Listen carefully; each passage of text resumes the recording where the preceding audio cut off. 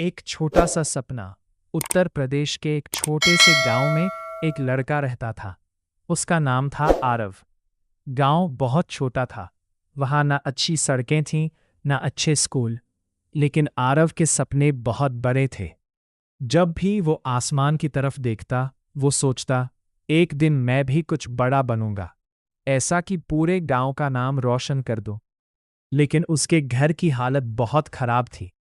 उसके पिता एक खेतीहर मजदूर थे और माँ दूसरों के घरों में काम करती थी।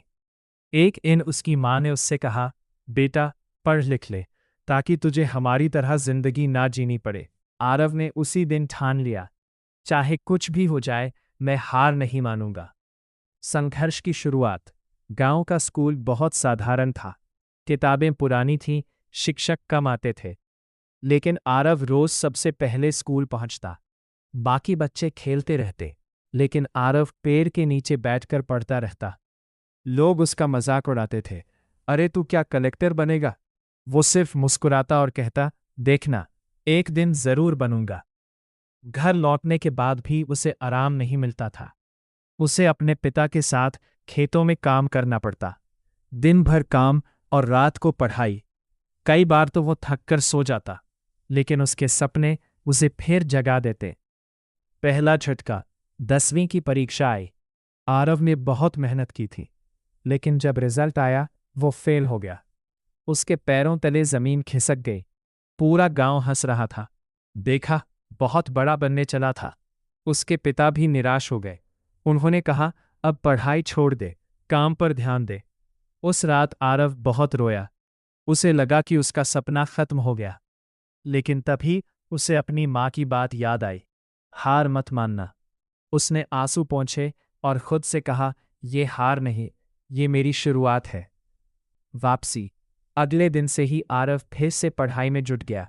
इस बार उसने सिर्फ किताबें नहीं पढ़ी, बल्कि अपनी गलतियों को समझा। जहां कमजोर था, वहां ज्यादा मेहनत की। हर दिन खुद को बेहतर बनाया।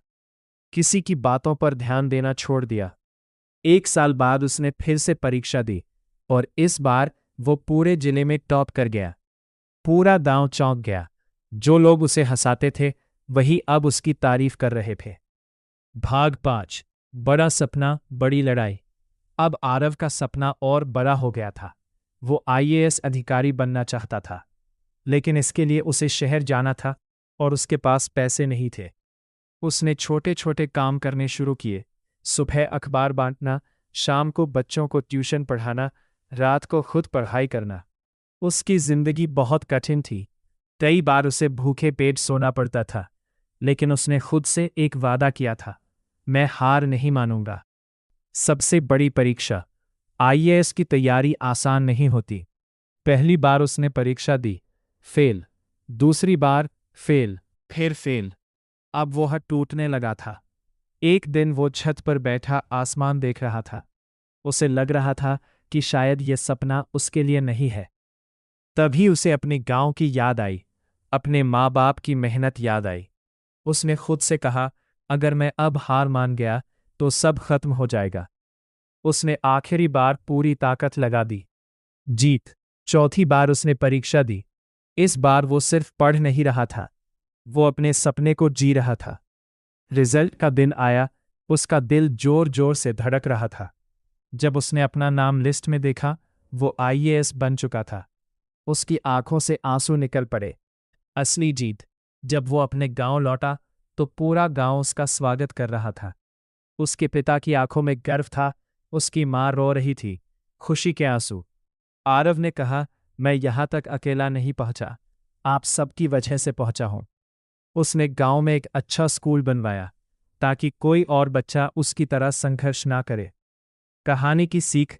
जिंदगी में हार मिलना जरूरी है, वही हमें मजबूत बनाती है।